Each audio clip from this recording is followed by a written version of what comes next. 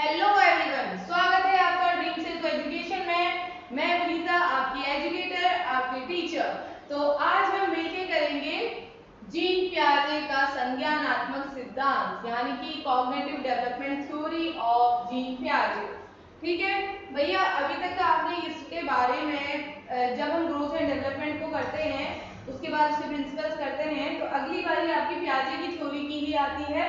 और पियाजे की थ्योरी भैया बहुत ज्यादा एग्जाम प्रोस्पेक्ट से बहुत बहुत ज्यादा इंपॉर्टेंट है, बहुत ज्यादा जरूरी है। तो आपको क्या होना चाहिए, पता होनी चाहिए कि भाई पियाजे की थ्योरी में चीजें हैं क्या, पियाजे की थ्योरी में करना क्या है, कैसे क्वेश्चंस आएंगे, कहाँ से क्वेश्चंस आएंगे, क्या क्या क्वेश्चंस को पूछा जा सकता है। ठीक है, तो सबसे पहले हम बात करेंगे जीन पियाजे का। तो सीटेट में इसकी बहुत बार मतलब क्वेश्चंस ना इससे बहुत बार पुटअप किए ही किए जाते हैं। मतलब ये मान के चलो सीटेट में 100% आपका एक क्वेश्चन तो पियाजे भाई साहब का रखा ही रखा होगा, ये याद रखो। ठीक है, Piaget's theory of cognitive development. Cognitive development क्या है बेटा? कॉग्निटिव डेवलपमेंट आपका संज्ञानात्मक विकास, ठीक है, यानी मेंटल प्रोसेसेस जो भी आपकी होती हैं। सबसे पहले आपको समझना पड़ेगा कॉग्निशन क्या होता है, कॉग्निटिव क्या होती है चीजें। ठीक है, उसके लिए आप क्या समझेंगे कि आपको जानना है मेंटल प्रोसेसेस के अंदर क्या क्या चीजें आती है। हमारे कॉग्निशन के अंदर सारी चीजें जो भी आपकी मेंटल प्रोसेसेस से रिलेटेड है वो सब आती है।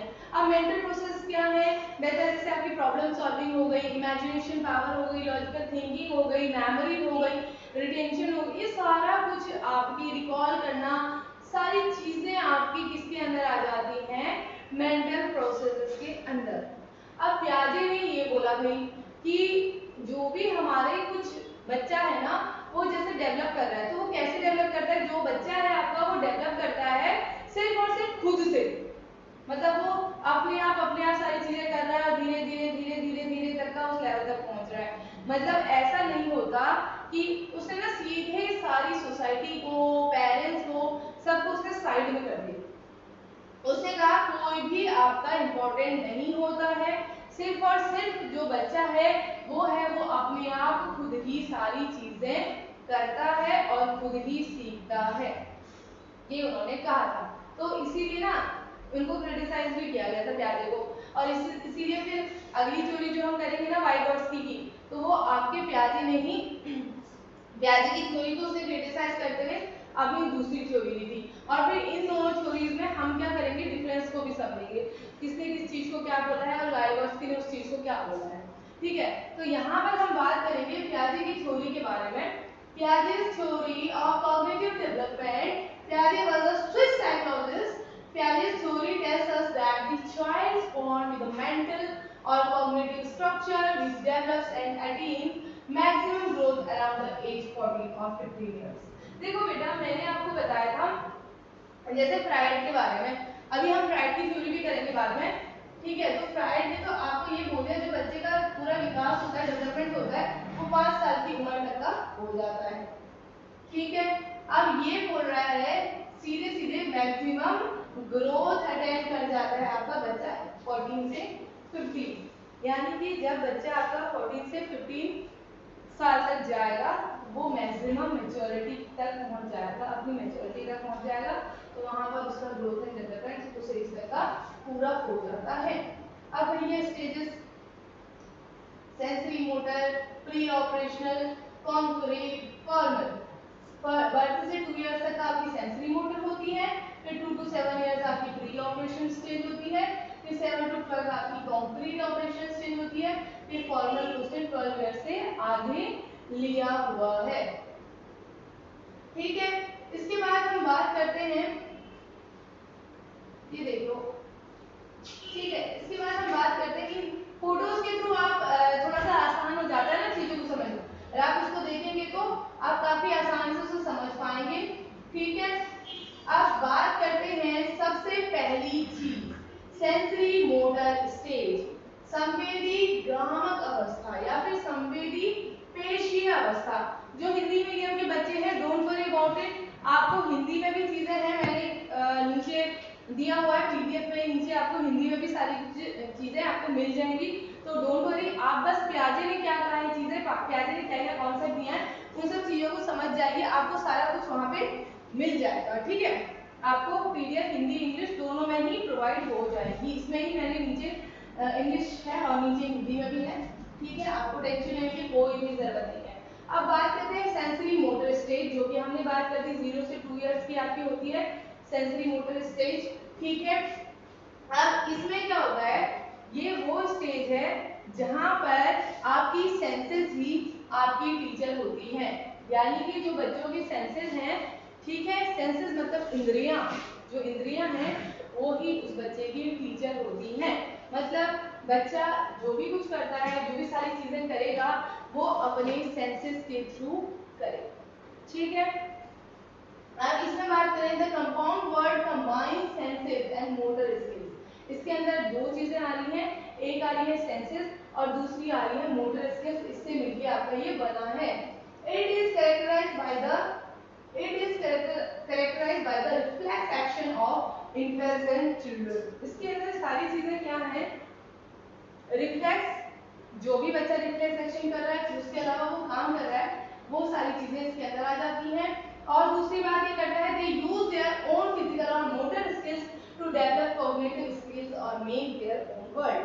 अब वो जो भी सारी चीजें कर रहा है, सोच रहा है, समझ रहा है, तो वो क्या करता है, खुद से करता है और फिर खुद से जो फिजिकल वर्क कर रहा है उसी से वो कॉग्निटिव चीजें डेवलप करता है। अब बच्चा छोटा क्या करता है, हाँ ये सारी चीजें करता है, अपना थम्स अप करता है, थोड़ा सा पलटने की कोशिश करता है, फिर क्रॉल करना सीखता है, तो वो सारा कुछ कहाँ, वो इसी में सीखता है, सेंसरी मोटर स्टेज में। और एक बहुत इंपॉर्टेंट बात है सेंसरी मोटर स्टेज की, वो ये है कि इसमें बच्चा क्या चीज आ जाती है, साफ, ये याद रखना। ठीक है, ये इसके लिए बहुत इंपॉर्टेंट टर्म है, ऑब्जेक्ट परमानेंस बच्चे के अंदर आ जाता है।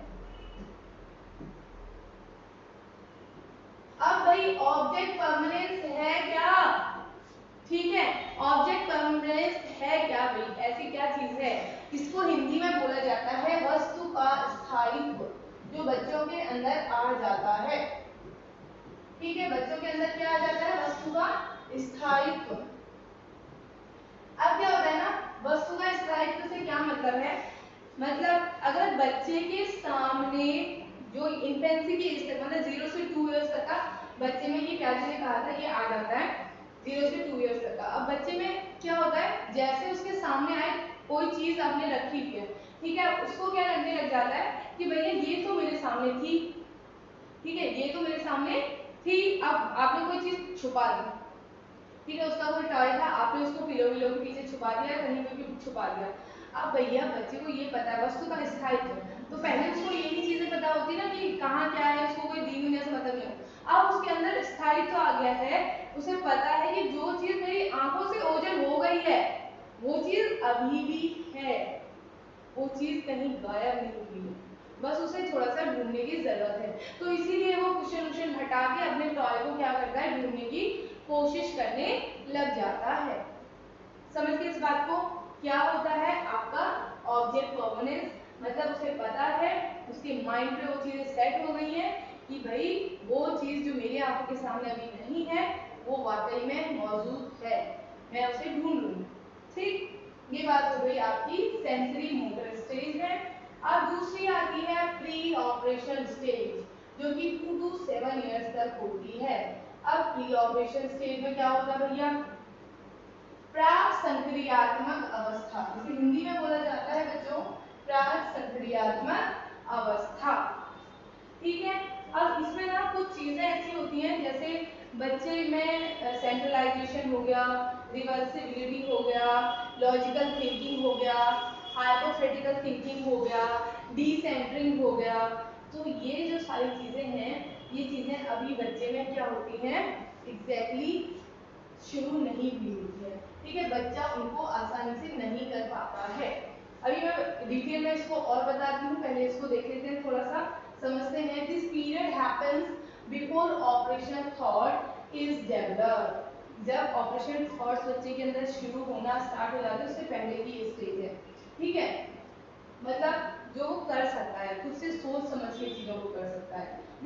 partially logical thinking or thought begins during this age. अब partially थोड़ा थोड़ा बच्चा सोचने लगता है और इस एज में बच्चा जो होता है ना काफी सारा जो भी हर एक चीज को लेके बहुत ज्यादा क्यूरियस होता है, वो क्वेश्चन पूछता है, बहुत ज्यादा क्वेश्चन पूछता है। और इसी एज में अगर आपने उसके क्वेश्चंस का आंसर नहीं किया तो बच्चा क्या करेगा, वो थोड़ा सा घबरा भी जाएगा, ठीक है, कि भैया चीजें कैसी हो गई क्या हो गई। तो आपको तो उसकी क्यूरियोसिटी है, उसको आपको खत्म करना है, उसकी समस्या का समाधान करना है, उसकी क्वेश्चंस का प्रॉपर तरीके से आपने आंसर करना है, ठीक है। अब पार्शियली लॉजिकल, अब उसकी थिंकिंग जो होती है बहुत ज्यादा लॉजिकल नहीं होती लेकिन थोड़ी बहुत लॉजिकल होती है इस स्टेज में, also called the egocentric stage. अब बच्चों जो ईगोसेंट्रिक वर्ड यहाँ पे इस्तेमाल हो रहा है, अहम केंद्रिता, इसको हिंदी में बोला जाता है बच्चों, क्या बोला जाता है, अहम केंद्रिता। ये इसी एज के बच्चों में रहती है, प्री ऑपरेशन स्टेज, ठीक है। ये याद रखना, ये एडोलेसेंस में मत लिख के आ जाना या फिर दूसरी एज में किसी और चीज में नहीं लिखना है, ठीक है। आपको पता होना चाहिए जो 2 to 7 इयर्स तक की एज होती है उसी में ईगोसेंट्रिज्म आता है बच्चे का, अहम केंद्रिता आता है। इसका मतलब क्या है, मैंने लास्ट क्लास में भी आपको ये बताया था, ईगोसेंट्रिज्म मतलब जब बच्चे को ये लगने लगता है कि जो मैं कर रहा हूँ वो ही सारी चीजें सही हैं, बाकी और चीजें सही नहीं हैं। तो बच्चे को जब ये फील होने लगता है कि जो मैं कर रहा हूँ वही सही है, तो वो ही चीज ईगोसेंट्रिज्म कहलाती है। जैसे मैंने आपको बताया था, एग्जांपल दिया था कि ईगोसेंट्रिज्म मतलब अहम केंद्रिता, मतलब जैसे घर पे किसी का फोन आया, उसके पेरेंट्स अभी वहां पर हैं बच्चे के, ठीक है, उसने फोन उठाया, अब सामने से अगले इंसान ने पूछा तुम्हारी मम्मी घर पे है या तुम्हारे पापा घर पे है, तो उसने पहले तो बोला नहीं, फिर उससे दोबारा पूछा गया कि क्योंकि उन्हें क्लियरली सुना नहीं तो उन्होंने दोबारा पूछा कि तुम्हारे पापा घर पे हैं, तो उसने बोला नहीं, ऐसे मतलब अपने मुंह से तो बोला नहीं, उसने सर हिला के नहीं कह दिया। अब उस बच्चे को तो क्या लग रहा है, उसने तो अपनी बात पहुंचा दी अंदर तक, लेकिन वो क्लियरली अपनी बात को नहीं पहुंचा, उसको लग रहा है कि वो तो सही है क्योंकि उसने अपनी बात को पहुंचा दी, लेकिन कायदे से देखा जाए तो बच्चे ने अपनी बात, उसको ये नहीं पता कि वो वीडियो कॉल थोड़ी है जिसमें वो नहीं में सर हिलाएगा तो सही हो जाएगा, वो तो एक ऑडियो कॉल थी जिसमें अगर वो नहीं में सर हिला रहा है तो वो दिखाई नहीं दे रहा हो, ठीक है। तो इस समय पे बच्चे में क्या आ जाती है, ईगोसेंट्रिक स्टेज है, ये अहम केंद्रिता आ जाती है। तो इस समय पे जो भी उसकी थिंकिंग होगी वो पूरी पूरी इलॉजिकल होगी। बच्चों के कुछ भी क्वेश्चन होते हैं, एक मेरे साथ में मैम थी, ठीक है, वो मैम की बेटी थी छोटी सी ना, तो मेरे से मैम डिस्कस करती थी, मैम आप मेरे को एक बात बताएंगे, मेरी बेटी मुझसे ये क्वेश्चन कहती है कि मम्मी हमारे तो 5 फिंगर्स हैं, तो हम तो 5 उंगलियों से खाना खाते हैं बढ़िया तरीके से, ये डॉगी देखो इसकी भी तो फिंगर्स है, तो ये अपने हाथ से खाना क्यों नहीं खाती है, क्यों चाट रहा है थाली से। तो अब ये लॉजिकल चीजें बच्चा नहीं जानता, तो सारा कुछ बच्चे के लिए क्या है, इलॉजिकल चीजें होती हैं, ठीक है, उसको पता ही नहीं है वो क्या सवाल कर रहा है, ठीक है। तो ये भी हमारी बात हो गई कि इलॉजिकल हो जाती है सारी चीजें, ठीक है, उसको चीजें नहीं समझ में आती हैं। For example, a child thinks that a tall slender glass has more water than a short wider glass just based on the looks of it, even if the volume of the water is the same reality. अब बेटा तो मैं यहाँ पे बात करूँ तो इसे जो वर्ड बोला जाता है, हिंदी में इसके लिए वर्ड है, सॉरी इंग्लिश में इसके लिए वर्ड है सेंट्रलाइजेशन। जो ये एग्जाम्पल दिया गया है, आपको मैं कुछ पॉइंट यहाँ पे बता दूं, बच्चे में जो प्री ऑपरेशन स्टेज का बच्चा है उसमें एक तो आपके सेंट्रलाइजेशन, एक हो गया आपका रिवर्सिबिलिटी,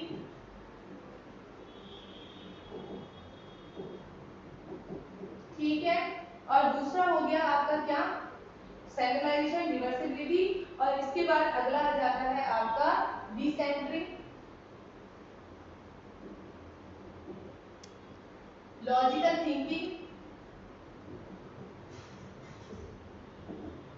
और फिर हाइपोथेटिकल थिंकिंग आ जाता है, हाइपोथेटिकल थिंकिंग, ठीक है। तो ये सारी चीजें जो मैं यहाँ पे आप लोगों को बता रही हूँ, ये सब कुछ अभी आपके बच्चे में प्री ऑपरेशन स्टेज का जो बच्चा है उसमें ये सारी चीजें आपकी नहीं पाई जाती हैं। जैसा कि एग्जाम्पल था, अगर मैं किसी बच्चे को क्या दे दूं, दो मैंने क्या लिया है, 1 लीटर पानी लिया, ठीक है, उसको मैंने एक तो लंबी लंबी सी कोई बॉटल दिखने वाली उसमें डाल दिया, दूसरा थोड़ी सी चौड़ी दिखने वाली बॉटल में मैंने उसे पानी को डाल दिया। अब बच्चा क्या है ना, जो उसको लंबी सी बॉटल दिखाई दे रही है ना, तो बच्चा क्या सोच रहा है कि भैया ये बॉटल में पानी ज्यादा है, क्योंकि अब वो लॉजिक नहीं लगा सकता, ठीक है, अब वो क्या नहीं कर सकता, लॉजिक नहीं लगा सकता, वहां पे उसको समझ में नहीं आएगा कि क्या चीज कैसे हो रही है, ठीक है। एक तो ये हो गया, तो इसे हम सेंट्रलाइजेशन कहते हैं। दूसरा रिवर्सिबिलिटी क्या होती है भैया, रिवर्सिबिलिटी मतलब पलटाव। ये ना क्वेश्चन बहुत बार आता है बच्चों, याद रखना, रिवर्सिबिलिटी का मतलब है पलटाव, सेंट्रलाइजेशन का मतलब है केंद्रीकरण, रिवर्सिबिलिटी का मतलब है पलटाव। अब जो बच्चा है आपका वो रिवर्सिबिलिटी को नहीं समझता, उसे नहीं समझ में आता रिवर्सिबल क्या है। अगर मैंने कहा 6 + 2 = कितना हो गया, 8, अगर मैं यही बात उसे बोल दूं 8 - 2 = 6, तो बच्चा ना इसको अंडरस्टैंड ही नहीं करेगा, वो समझेगा ही नहीं, वो कहेगा नहीं। और एक और चीज, इस एज का जो बच्चा होता है ना, वो अपने टीचर से बहुत ज्यादा प्यार करता है, उसको ये लगता है जो चीज मेरी टीचर ने मुझे बताया है वही चीज करेक्ट है, क्योंकि टीचर से भी वो अपने पेरेंट्स के बाद जो स्कूल में इसीलिए मदर टीचर वगैरह वगैरह रखी जाती है, ताकि जो बच्चा है वो अपने जैसे घर पे उसे माहौल मिलता है लगभग वैसा ही माहौल उसे स्कूल में भी प्रोवाइड किया जा सके, ठीक है। तो ये बात हो गई पलटाव की स्थिति, बच्चा नहीं समझ पाता कि ये चीज सही है, ये भी वही चीज है जो मैंने समझी है, जो मैंने पढ़ी है। दूसरा आ जाता है डिसेंट्रिंग, मतलब उसको ये नहीं पता ना, कोई भी चीज किसी भी काम के लिए बनी है तो उसे ये नहीं पता होगा बच्चे को कि भैया वो आइडिया नहीं लगा पा रहा है कि ये चीज कैसे सही है, मतलब उसका एक काम है, जैसे किसी चीज का कोई एक ही काम है तो उसको पता है, जैसे आप कहोगे अगर आपको चाय बनानी है तो उसमें दूध लगता है और पानी लगता है, ठीक है, तो उसे इतना पता है कि भैया इसमें दूध और पानी लगता है। लेकिन अगर वही कहोगे कॉफी बनानी है तो उसमें भी दूध लगेगा और थोड़ा सा पानी डालना चाहे वो भी लगेगा, तो बच्चा क्या करेगा, नहीं ऐसे तो चाय बनती है, ऐसे कॉफी कैसे बन सकती है, तो यही वाली चीज है। तो एक ही चीज के बहुत सारे गुणों को बच्चा नहीं समझ पाता, इसे डिसेंट्रिंग कहते हैं। अब ऐसे ही लॉजिकल थिंकिंग होती है, लॉजिकल चीजों को बच्चा अभी नहीं समझ पाता, वो लॉजिकल चीजों को समझ पाता है। और इसके अलावा आपका हाइपोथेटिकल थिंकिंग या रिसर्च काइंड ऑफ जो भी थिंकिंग होती है, उन सारी चीजों को बच्चा अभी समझ नहीं पाता है। तो ये सारी बात होती है आपकी प्री ऑपरेशनल स्टेज की। और इसी में अब क्या होता है, जो आपकी प्री ऑपरेशन स्टेज है, ये लैंग्वेज को लेके भी बहुत ज्यादा इंपॉर्टेंट स्टेज है बच्चों, लैंग्वेज को लेके, क्योंकि इसमें आपकी लैंग्वेज बहुत ज्यादा डेवलप होती है, भाषा का विकास बहुत ज्यादा होता है इसमें आपका प्री ऑपरेशन स्टेज में, जिसमें हम बात करें तो लगभग आपके 3 वर्ष तक बच्चा 600 शब्दों को सीख जाता है बोलना। तो ऐसे ही आपका स्टार्टिंग में बच्चा क्या करता है, क्वीन क्वीन की साउंड निकालता है, क्वीन करता है, जब दो साल तक का होता है, फिर धीरे मम्मा मम्मा पापा से पहले माँ पा ऐसे वर्ड यूज करता है, फिर मम्मा पापा ऐसे बोलने लगता है, फिर मम्मा आया पापा गया, ऐसे टाइप के वर्ड्स वो धीरे धीरे बोलने लगता है, ठीक है। फिर थोड़ा थोड़ा बड़े बड़े सेंटेंस बनाने लगता है, फिर उन सेंटेंसेस से वो थोड़े थोड़े पैराग्राफ्स बनाने लग जाता है। तो ये सारी आपकी लगभग प्री ऑपरेशन स्टेज के अंदर सारी चीजें आ जाती हैं। इसके बाद हम बात करते हैं अगली स्टेज की, कॉन्क्रीट ऑपरेशनल स्टेज। अब भैया कॉन्क्रीट ऑपरेशन स्टेज जो कि आपकी 7 से 12 वर्ष तक होती है, ठीक है, मूर्त संक्रियात्मक अवस्था इसे हिंदी में कहा जाता है। क्या कहा जाता है, मूर्त संक्रियात्मक अवस्था। अब क्या है, कॉन्क्रीट मीन्स रियल और tangible, logical thinking starts with this period. अब क्या होता है, जो भी चीजें आपकी सेंट्रलाइजेशन की थी, डिसेंट्रिंग की थी, जो अभी लॉजिकल थिंकिंग है, अब बच्चे की यहाँ पे बस सिर्फ शुरू होना स्टार्ट हो जाती है लॉजिकल थिंकिंग, पूरी तरह से बच्चा नहीं बना पाता, ठीक है, लेकिन शुरू हो जाती है बच्चे की लॉजिकल थिंकिंग, ठीक है। अब बच्चा पहले से जो आपकी रिवर्सिबिलिटी है, और रिवर्सिबिलिटी यहाँ पे बच्चा समझने लग जाता है उन सारी चीज़ों को, कैसे किसी चीज़ को रिवर्स किया जा सकता है, कैसे किसी चीज़ को क्या किया जा सकता है, बच्चा यहाँ पे सारी चीज़ें समझने लग जाता है। ठीक है, अब सेंट्रलाइजेशन छोटा बड़ा कितना वॉल्यूम किसका हो सकता है, जैसे मैंने उसमें मॉडल का एग्जाम्पल दिया था, अब बच्चा वो सारी चीज़ें यहाँ पे समझने लगेगा, उसकी लैंग्वेज पहले से और बेटर हो जाएगी। ठीक है, फिजिकली भी वो काफ़ी ग्रो करने लग जाएगा। ठीक है, तो बाकी डेवलपमेंट के और एस्पेक्ट्स भी उसके बेटर होने लग जाएंगे पहले से। ठीक है, अब children need concrete objects to demonstrate and reach conclusion. अब बच्चे को सामने चाहिए कॉन्क्रीट ऑब्जेक्ट्स कि मेरे सामने वो होना चाहिए, और फिर उसके बारे में वो बात करेंगे। Example we can find children of this stage solving mathematical problems with the help of blocks and fingers. अब इस स्टेज के जो बच्चे होते हैं वो ब्लॉक्स और फिंगर से बहुत सारे जो भी मैथमेटिकल आपकी दिक्कतें होती है, प्रॉब्लम्स होते हैं, उसको काफी आसानी से बच्चे सॉल्व करने लग जाते हैं। ठीक है, तो इसमें अब आपकी सारी चीजें धीरे धीरे बच्चा ग्रो कर रहा है और वो सीख रहा है, तो बच्चे को यहाँ पे कोई भी दिक्कत नहीं है। इसके बारे में बात करें फॉर्मल ऑपरेशन स्टेज, जो कि 12 ईयर से अबव होती है। अब भैया इसकी मैं बात करूं सीधे सीधे 12 ईयर से ऊपर, अब यहाँ पर बच्चा जो है वो पूरी तरीके से सारे कुछ सीख गया। ठीक है, अब उसको सेंट्रलाइजेशन भी समझ में आता है क्या होता है, अब उसको रिवर्सिबिलिटी भी समझ आता है, अब उसको रीसेंट्रिक भी समझ में आता है, उसे लॉजिकल थिंकिंग भी वो करता है, अब वो हाइपोथेटिकल थिंकिंग भी करता है, मैथ्स रीजनिंग के सारे क्वेश्चन सब वो कर सकता है, अलजेब्रा ज्योमेट्री वगैरह भी आप उसे पढ़ा सकते हैं तो वो कर लेगा बच्चा। ठीक है, अब यहाँ पर बच्चा मैच्योर हो गया है, ग्रो हो गया है, ठीक है, पूरी तरह से, और उसके बाद उसको सारी चीजें समझ में आने लगी हैं, वो अब चीजों को काफी अच्छे से करने लगता है। This stage encompasses the rest of our lives. Children become more capable of dealing with complex issues than in previous stages. जो भी सारी चीजें वो अपनी previous stages में नहीं कर पाया था, अब वो बहुत अच्छे से इस स्टेज में कर लेता है। अब बात करते हैं प्याजे। प्याजे ने इन सारी चीजों को तो बताया, ठीक है, और प्याजे ने आपको क्रिटिसाइज इसलिए सबसे ज्यादा प्याजे को क्रिटिसाइज इसलिए किया जाता है क्योंकि प्याजे ने क्या किया था, आपका जो उसने सीधे सीधे साफ इनकार कर दिया था कि फैमिली सोसाइटी, ठीक है, फ्रेंड या किसी का भी बच्चे के डेवलपमेंट में कोई भी हाथ नहीं होता है, कोई भी रोल नहीं होता है, सिर्फ और सिर्फ जो रोल होता है वो बच्चे का खुद का होता है, वो अपने आप से ही सारी चीजें सीखता चला जाता है, वो जो भी चीजें करता है वो खुद ही करता है। तो ये सारी बातें थी।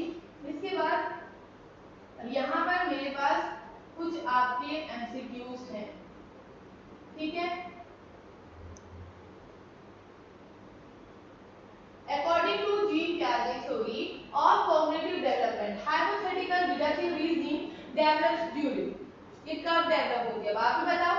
इसका आंसर बहुत अच्छे से आप दे सकते हैं क्योंकि सीधे सीधे मैंने आपको क्या बताया, जो आपकी लास्ट स्टेज होती है, ठीक है, उसमें आपके हाइपोथेटिकल डिडक्टिव रीजनिंग की क्या आ जाती है, डेवलपमेंट हो जाती है बच्चे में, बच्चे के अंदर वो सारी चीजें आ जाती है। तो सीधे सीधे आंसर करेंगे हम कौन से स्टेज में, फॉर्मल ऑपरेशनल स्टेज में हम इसको करेक्ट, इसको सीधे सीधे हम कर देंगे, ठीक है।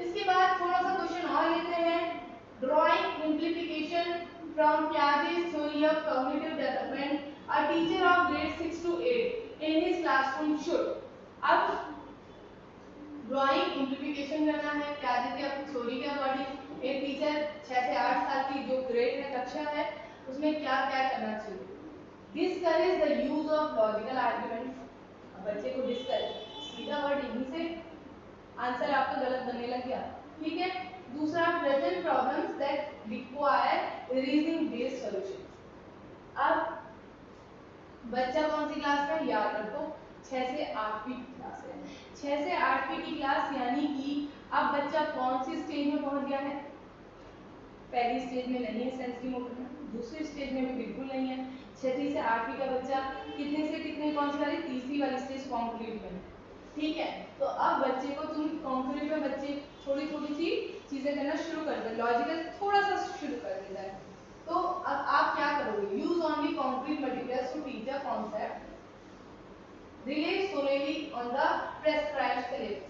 अब आप यहाँ पे सीधी सी बात है ऑप्शन सी के साथ जाएंगे, क्योंकि बच्चे के पास जो भी कॉन्क्रीट चीजें हैं, क्योंकि उसका नाम ही कॉन्क्रीट है, कॉन्क्रीट ऑपरेशन स्टेज, क्योंकि उसके सामने मूर्त संक्रियाएं करेंगे जिससे कि बच्चा काफी अच्छे से चीजों को सॉल्व करेगा। रीजनिंग बेस्ड सॉल्यूशन की तरफ जाऊं मैं, तो रीजनिंग बेस्ड सॉल्यूशन वाला जो आंसर है आपका, वो आंसर आपकी फॉर्मल स्टेज में जा रहा है, यानी कि फोर्थ फॉर्मूला। ठीक है, इसके साथ ये वाला ऑप्शन आपका सही रहता है। इसके बाद अगला क्वेश्चन है जो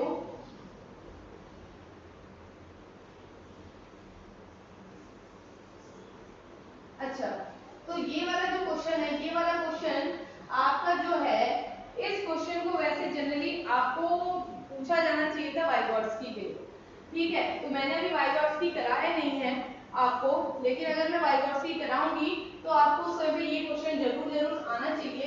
तो ये क्वेश्चन है क्या, which of the following theories while viewing children as active seekers of knowledge emphasize the influence of social and cultural content on their thinking।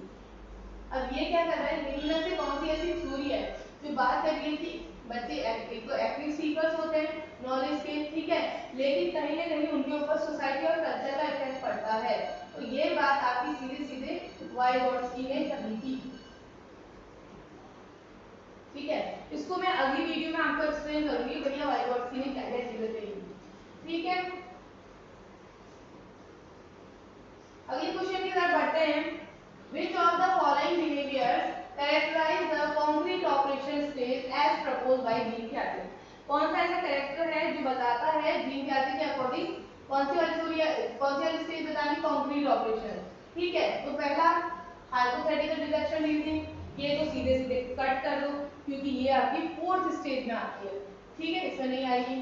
Conservation, class inclusion, deferred, imitation, object components, इसको भी cut कर दो सी वाले option को, क्योंकि सी वाला option आपका object कॉम्पोनेंस का और इमिटेशन, ये दोनों चीजें बच्चा कहाँ जाके करता है, इंटेंसिव यानी कि जो सेंसरी मोटर स्टेज है।